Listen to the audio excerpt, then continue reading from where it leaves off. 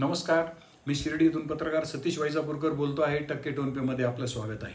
2 दिवसापूर्वी लोकनेते स्वर्गीय गोपीनाथराव मुंडे यांच्या कन्या पंकजाताई या कोपरगावच्या शुक्लेश्वर मंदिरात आल्या. तेथे त्यांनी शुक्राचार्य मंदिरात आल्या. तेथे त्यांनी महादेवाला अभिषेक केला. त्या शिवशक्ती परिक्रमेवर निघाल्या आहेत आणि त्यांच्या स्वागताला त्या कोपरगावच्या बेटामध्ये त्यांच्याच पक्षाच्या म्हणजे भारतीय जनता पक्षाच्या माजी आमदार स्नेहलताताई कोल्हे होत्या. यावेळी अर्थातच पंकजाताई आले.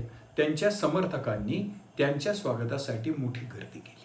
ती या परिक्रमेमध्ये ठिकठिकाणी त्यांना तोच अनुभव येत आहे. त्यांचे समर्थक त्यांच्या स्वागतासाठी मोठ्या संख्येने जमत आहेत. तेथे त्यांनी मनोगत व्यक्त केलं. त्या मनोगतामध्ये त्यांनी एक वाक्य उच्चारलं. ते वाक्य आजही माझ्या लक्षात राहणारं ठरलं. त्यांनी सांगितलं, राजकारणाचं काही कळत नाही. सकाळी एक जण एका पक्षात, दुपारी तो दुसऱ्या पक्षात असतो. पार डोकं पागल व्हायची वेळ आली. खरं म्हणजे ही अस्वस्थता सर्वसामान्य माणसामध्ये जशी आहे तशी राजकारणातल्या विविध पक्षातल्या नेत्यांमध्ये सुद्धा आहे. त्याचं कारण असं आहे, त्यांच्या स्वागताला ज्या भाजपच्या माजी आमदार स्नेहलताताई कोल्हे उपस्थित होत्या त्यांच्यामध्ये सुद्धा तीच अस्वस्थता आहे. परळीत बघा काय झालं. परळीमध्ये ही जे नवीन सगळं समीकरण राज्यामध्ये अनपेक्षितपणे आकाराला आलं, तर परळीमध्ये जिथे पंकजाताईंचा पराभव झाला तो त्यांच्या चुलत भावानेच केला. ते धनंजय मुंडे आता राष्ट्रवादी काँग्रेसमध्ये नाही, ते राष्ट्रवादी काँग्रेस म्हणजे अजितदादांसह राष्ट्रवादी काँग्रेस घेऊन भाजपच्या मित्र पक्षात भाजपच्या मंत्रिमंडळात आहे. म्हणजे ज्यांच्या विरुद्ध लढायचं आहे, ज्यांच्या विरुद्ध संघर्ष करायचा आहे परळीत, तेच नेमके भाजपचे मित्रपक्ष म्हणून पुढे आले. अशा वेळेस राजकारण काय करायचं, कसं करायचं, हा प्रश्न जसा पंकजाताई समोर निर्माण झाला तसाच कोपरगावमध्ये राष्ट्रवादी काँग्रेसचा दादा गट जेव्हा भाजपसोबत आला त्यावेळेस स्नेहलताताईंचे प्रतिस्पर्धी राष्ट्रवादीचे आमदार आशुतोष दादा काळे सुद्धा भाजपचे मित्रपक्ष म्हणून पुढे आले. आता त्यांच्याच विरुद्ध विधानसभेत लढायचं तर ते कसं लढायचं. ही अस्वस्थता केवळ स्नेहलताताईंमध्ये आहे, पंकजाताईंमध्ये आहे असं नव्हे, तर जे दुसऱ्या क्रमांकावर राहून गेल्या विधानसभा निवडणुकीत पराभूत झाले त्या दादा गटाच्या राष्ट्रवादी काँग्रेसमध्ये, भारतीय जनता पक्षामध्ये आणि होय शिवसेनेच्या शिंदे गटामध्ये सुद्धा आहे. आणि सर्वसामान्य माणसामध्ये दुसरी अस्वस्थता अशी आहे की शिंदे गट फुटला शिवसेनेतून, विचारसरणी भाजपची त्यांची एक होती ते समजून गेलं. पण ज्या अजितदादांच्या विरोधात देवेंद्रजी फडणवीसांनी गाडीभर आरोप केले, गाडीभर पुरावे केले, मोठा संघर्ष केला, पंकजाताईंनी यात्रा काढली, या सगळ्याचा एकत्रित परिणाम म्हणून भाजप सर्वात मोठा पक्ष म्हणून उदयाला आला. ज्यांच्या विरुद्ध आरोपाचा भडीमार केला, तुरुंगात टाकण्याची भाषा केली, तेच अजितदादा आज ज्या वेळेस उपमुख्यमंत्री म्हणून देवेंद्रजींच्या बरोबरीने मंत्रिमंडळात आले, त्यांचे सगळे सहकारी मंत्रिमंडळात आले, त्यावेळी सर्वसामान्य माणूस हल्ला. भाजपचा सहानुभूतीदारामध्ये सुद्धा चलबिचल झाली आणि भाजपच्या कार्यकर्त्यांना सुद्धा असे जर प्रश्न विचारले की ज्यांच्या विरुद्ध तुम्ही लढले आता त्यांच्याच विरोधात सत्तेत कसे, तर भाजपच्या कार्यकर्त्याला उत्तर काय द्यावं हे आज तरी समजत नाही, सुचत नाही. आणि 2 क्रमांकावर असणारे आणि पराभूत झालेले या तीनही पक्षाचे जे बडे नेते आहेत, जे संभाव्य विधानसभेत जाऊ इच्छिणारे नेते आहेत, त्यांच्यामध्ये कमालीची अस्वस्थता आहे. म्हणून पंकजाताईंनी शब्द वापरला, डोके पागल होण्याची वेळ आली. दुसरे वाक्य त्यांनी फार महत्त्वाचं उच्चारलं. त्यांनी सांगितलं, मी युतीला 25 आमदार दिले.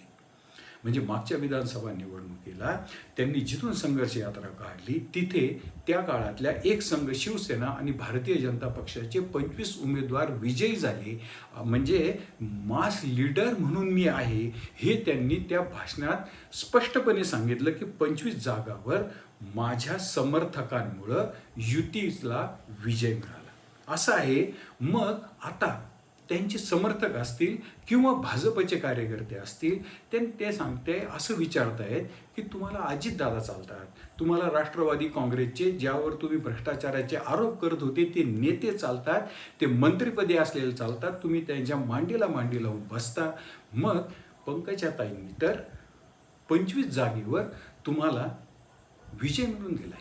म्हणजे 25 जागेवर त्यांचा प्रभाव आहे. मग त्या पंकजाताई तुम्हाला का चालत नाही असं जर प्रश्न कुणी विचारला तर त्याला द्यायला मला नाही वाटत कुणाकडे उत्तर आहे.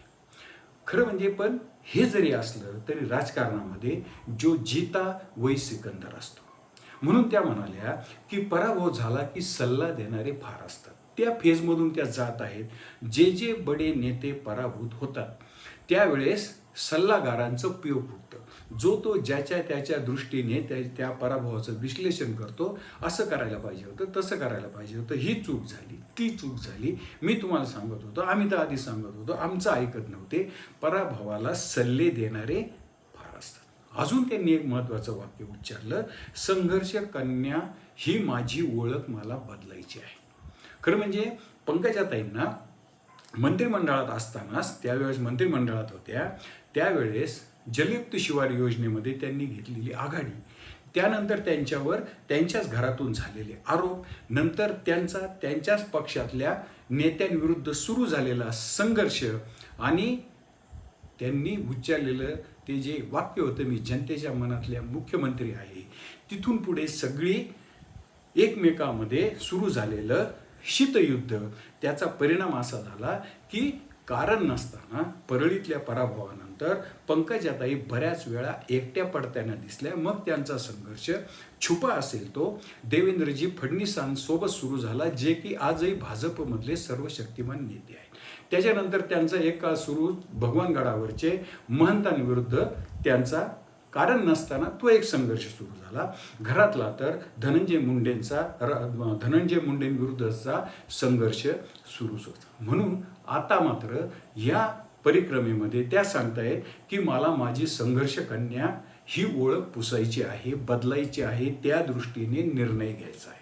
आता त्यांना कोणता निर्णय घ्यायचा आहे नेमका, की पक्षांच्या चाकुरीतून राहायचं आहे, पक्षाला आपली उपलब्धी, पक्षाचं काम करून मोठं स्थान मिळवाय. कारण त्या आता मध्य प्रदेशच्या प्रभारी आहेत. राष्ट्रीय राजकारणामध्ये त्यांना भाजपनी मोठं पद दिलं आहे. ते संघटनात्मक असलं तरी पण तिथून ती एक मोठी शिडी आहे, महत्त्वाची शिडी आहे. तिथून वर जाण्याची त्यांना संधी आहे. एकतर त्या गोपीनाथरावांसारख्या उत्तम वक्ते आहे, त्यांच्यामागे समर्थकांची ताकद आहे. ती ताकद किती मोठी आहे त्यांनी सांगितलं की माझ्याकडे ना भजन, ना भोजन, ना मिशन, ना कमिशन. त्यांना फार मोठा खटाटोप करून गर्दी जमवावी लागते. माझ्यासाठी मात्र तुम्ही दसरा मेळाव्याला उत्स्फूर्तपणे येता. आणि आता हे बघा, मी घराबाहेर पडले तर हजारोंच्या संख्येने माझे समर्थक किंवा तुम्ही माझ्या समोर येता. मी तुमची माय आहे. माझ्या पदरात तुमच्यासारखी लाखो लेकरं आहेत. म्हणजे त्या आता दाखवून देत आहेत, सांगतायत पक्षाला की मी लोकनेते आहे, माझा मास बेस लीडर आहे, मी 25 जागावर तुम्हाला यश मिळवून देते.